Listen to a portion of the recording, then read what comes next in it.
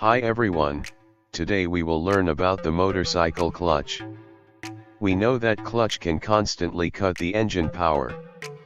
But how can clutch do that? First, I will show you the basic principles that underlie clutch's performance. You can see this illustration. There are 3 plates arranged as follows. Red plates, connected to the input shaft, while the blue plate is connected to the output shaft.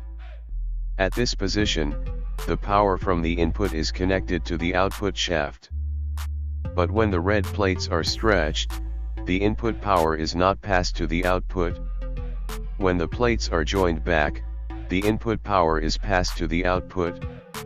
From this animation, we know that the basic principle of a clutch is friction between the plates. When the plates are joined, power from input is passed to the output. But when the plates are stretched apart, the input power is cut off. Now we discuss in more detail. The motorcycle clutch has 2 main parts, metal plates and a friction plates. The 2 plates are arranged alternately. The friction plate has a rough lining. This layer prevents slippage when the plates are joined. The friction plate is connected to the input shaft via a ring gear. Meanwhile, the metal gear is connected to the output shaft via the receiver gear. On the outside of the clutch, there is a pressure plate and springs.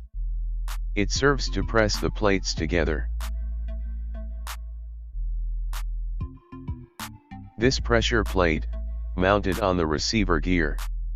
Meanwhile, the springs are installed between the pressure plate and the receiver gear.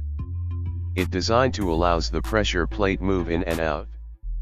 Then how does the clutch cut the engine power? The method is quite simple. When the pressure plate moves out, the plates will split apart. That makes the metal plate stop rotate. So that engine power is not transmitted to the transmission.